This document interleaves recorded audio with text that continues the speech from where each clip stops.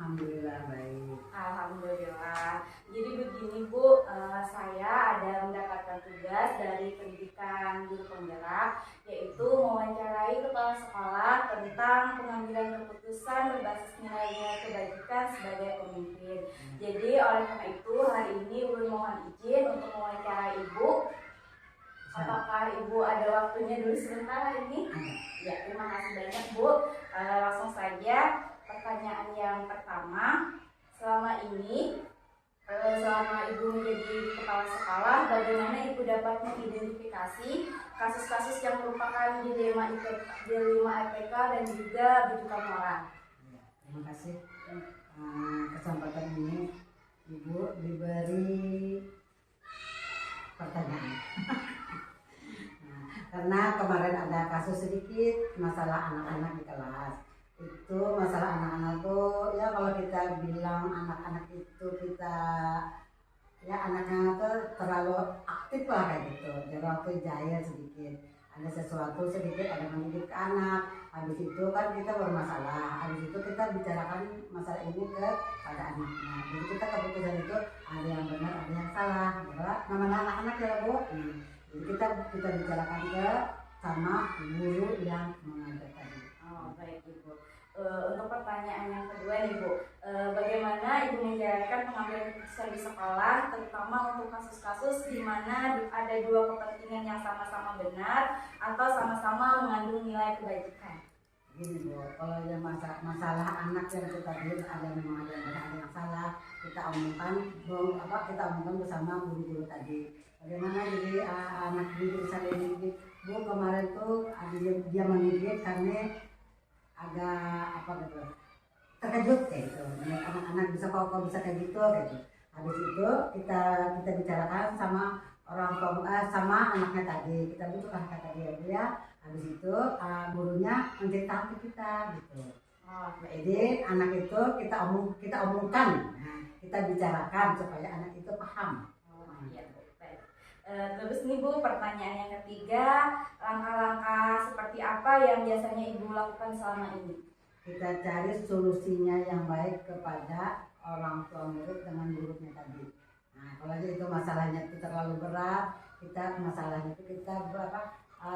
kita bicarakan di kelas atau di ruang tempat yang lain supaya kita memahami apa masalahnya, solusinya. Untuk pertanyaan yang keempat, hal-hal apa saja yang selama ini Ibu anggap efektif dalam pengambilan keputusan pada kasus-kasus dilema etika?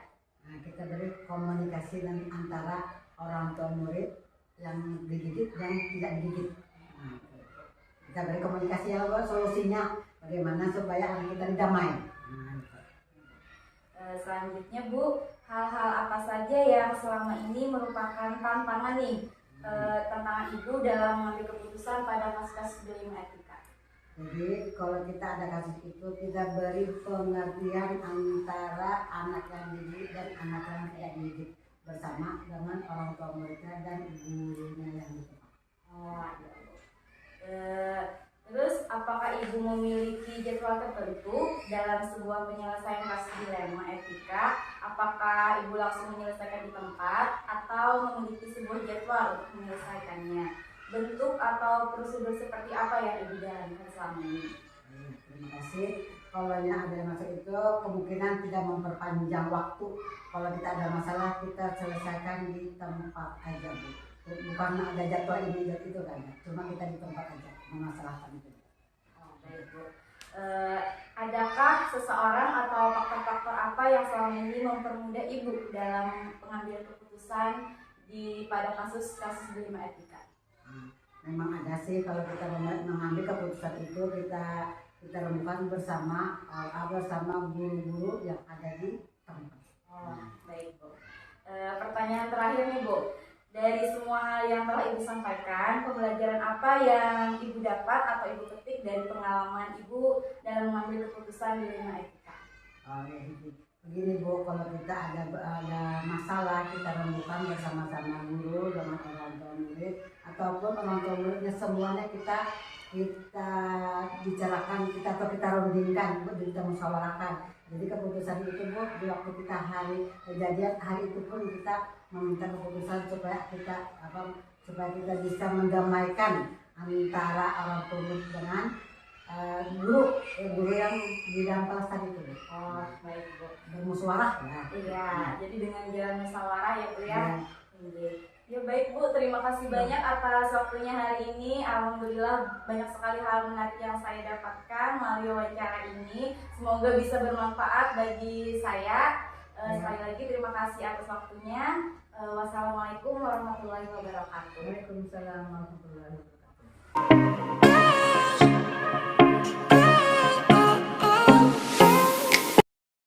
Selamat siang Bapak. Siang, Iya. Apa kabarnya Bapak? alhamdulillah baik sehat. Iya, alhamdulillah. Jadi Bapak mohon izin minta waktu Bapak sebentar. Ini dari calon penggerak ada mendapatkan tugas yaitu mewawancarai sekolah yaitu tentang kebijakan pengambilan keputusan berdasarkan nilai-nilai kebajikan. Ya, untuk itu saya mohon izin untuk mewawancarai Bapak. Boleh? Untuk pertanyaan yang pertama, Bapak, selama ini bagaimana Bapak dapat mengidentifikasi kasus-kasus yang merupakan dilema etika atau rujukan moral? Baik, terima kasih. Untuk mengenali atau mengidentifikasi apakah itu termasuk dilema etika ataupun rujukan moral, tentu kita melihat dari opsi dua pilihan yang ada. Jika kedua pilihan tersebut adalah sama-sama benar, itu akan dilema etika. Namun jika ada satu yang termasuk rujukan Ini bagaimana Bapak menjalankan pengambilan keputusan di sekolah Bapak, terutama untuk kasus-kasus di mana ada dua kepentingan yang keduanya itu sama-sama benar, Pak. Jadi atau sama-sama mengandung nilai-nilai kebajikan. yang pertama kita akan mengacu pada peraturan yang ada di sekolah. Yang kedua, akhir akibat yang mungkin akan terjadi. Yang ketiga adalah rasa peduli atau empati. Terus langkah-langkah atau prosedur seperti apa nih yang biasanya Bapak lakukan selama ini? Yang pertama memanggil yang bersangkutan untuk menanyai. Kedua, apakah orang lain yang berbahaya dan fakta yang relevan dengan kejadian tersebut. Ya, baik Bapak. Terus hal-hal saja nih selama ini Bapak anggap efektif dalam pengambilan keputusan kasus-kasus dilema etika. Biasanya saya melakukan pada yang bersangkutan, tentunya dengan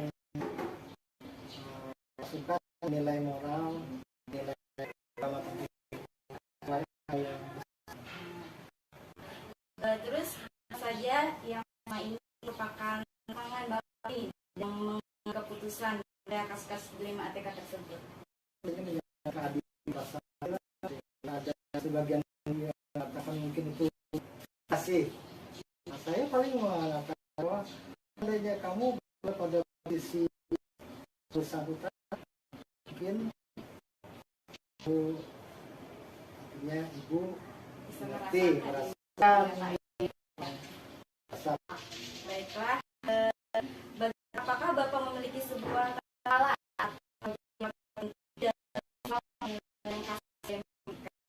terus apakah langsung menyelesaikannya di tempat atau memiliki sebuah untuk menyelesaikannya? Terus bagaimana bentuk atau apa yang Bapak lakukan selama ini?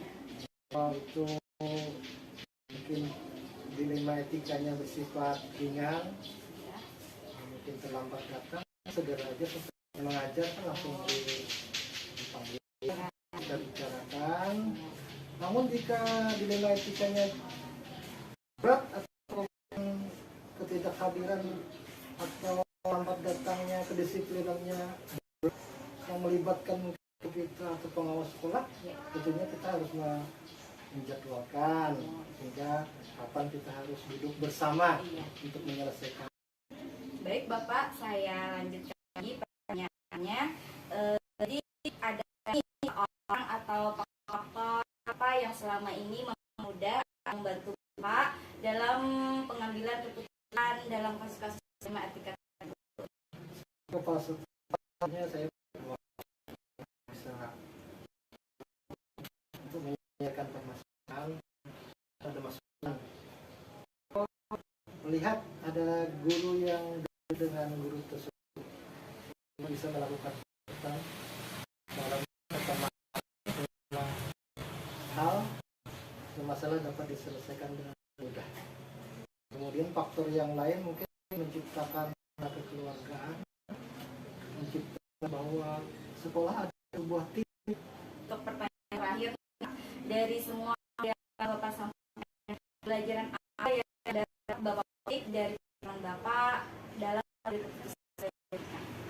Baik, hikmah mungkin yang dapat dipetik adalah pentingnya rapat dinas yang harus dilakukan oleh seorang sekolah. Begitu mungkin paling lambat 1 bulan sekali atau 2 bulan sekali. Karena di dalam rapat tuh kita bisa mungkin saling berbagi bagaimana mengatasi masalah-masalah yang ada di sekolah. Baiklah Bapak, luar biasa sekali wawancaranya hari ini bersama Bapak. Pengalaman-pengalaman, pengetahuan dari Bapak yang sangat-sangat berharga bagi saya. Ya, mudah-mudahan ini bisa menjadi inspirasi atau menjadi menambah pengalaman lagi dan bermanfaat bagi kami sebagai calon guru penggerak. Amin. Wassalamualaikum.